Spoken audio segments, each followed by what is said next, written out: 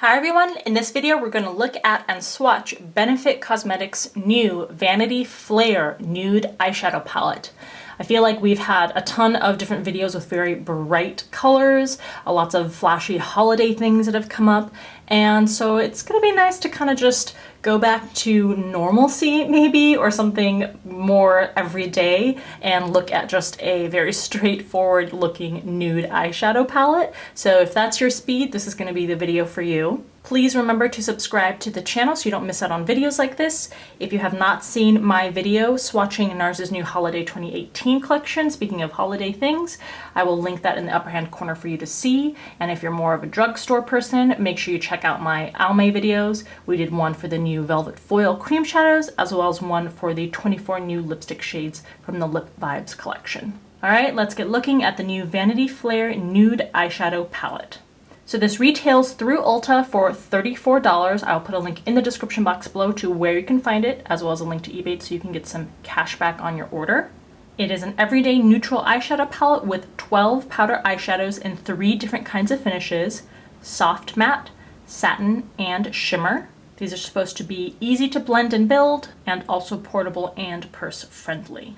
So the palette is made of heavy cardboard. It closes via a magnet and has a good sized mirror inside. Unfortunately, we don't get any sort of shade names anywhere on the palette.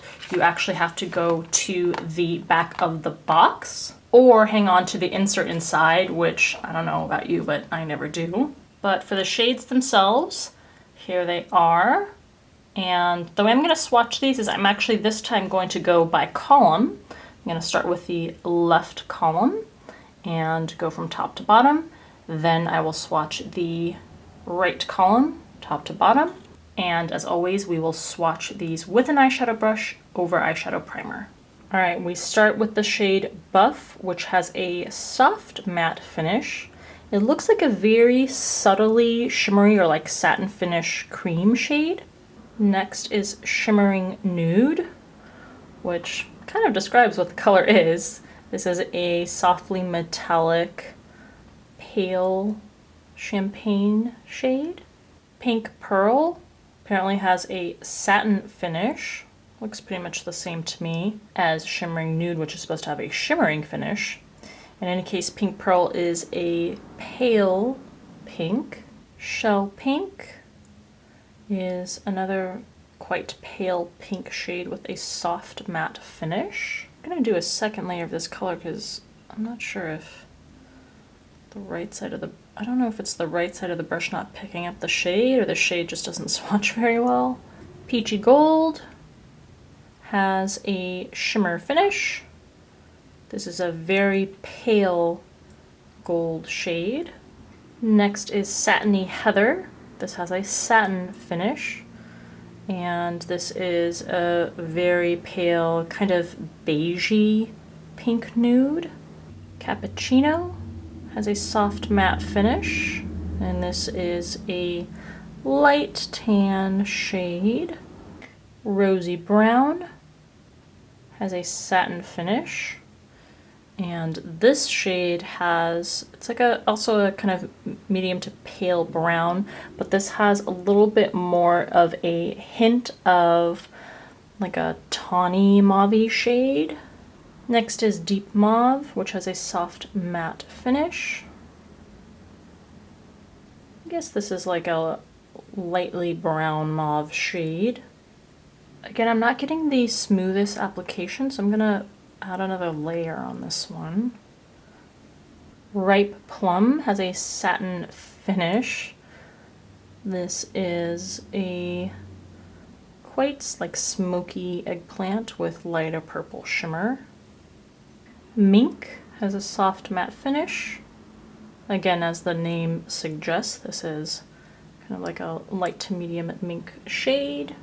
And Charcoal Brown, also supposed to have a soft matte finish. This is a deeper, more ashy, like gray toned brown. Okay, there are your 12 shades from the Vanity Flare eyeshadow palette. Let's take a close-up look at the colors and the finishes here.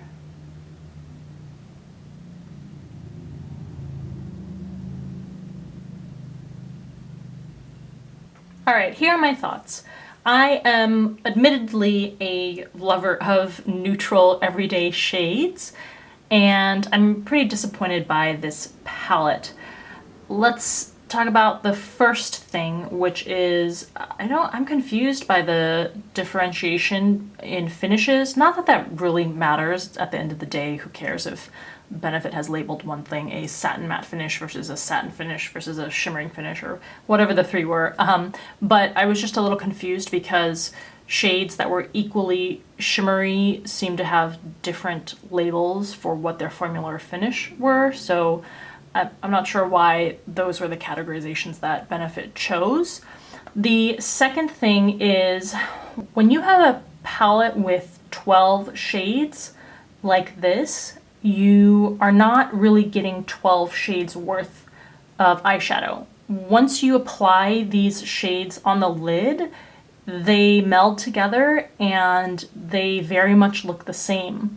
So the left side of the palette, those shades are all very similar. The right side of the palette, which is deeper, again, are all very similar.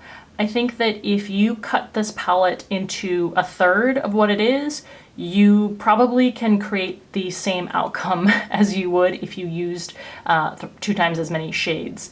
So I just think that it's kind of a waste. I think that there should have been more variety. I understand that it's going to be an everyday neutrals palette, but I still think you could have a much bigger differentiation in finishes and in colors, tones, depths, etc. to still keep it an everyday palette, but at least have distinct shades, or shades that are distinct enough that you would be able to tell the difference in a cohesive look. And then on top of that, my criticisms of the specific formulation. I thought that some of those soft matte finishes or shades did go on pretty patchy, and I wouldn't be really confident in having those blend out really smoothly. These also have the kind of formula where you can tell that they're going to kind of just bleed together on a look, which actually can be a very nice thing, especially if you are someone who wants to create a look quickly, or if you are someone who is new to makeup application.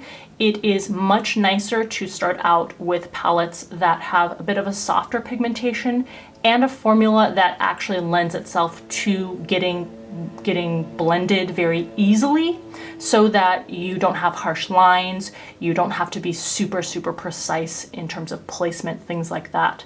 But again, if you're gonna pay $34, I feel like you need more of a difference between different shades, and you could probably achieve a very similar or identical look using, let's say, a 4-pan Revlon palette. I think that the end result would be pretty much the same with a lot less money out of your pocket. So at the end of the day, I would not recommend purchasing this, even if you are a neutrals girl or guy. So if you've tried this palette out, or if you were interested, let me know what your comments are, thoughts are in the comment section below. As always, thank you so much for taking the time to watch this video. I hope you enjoyed, and I'll see you in the next one.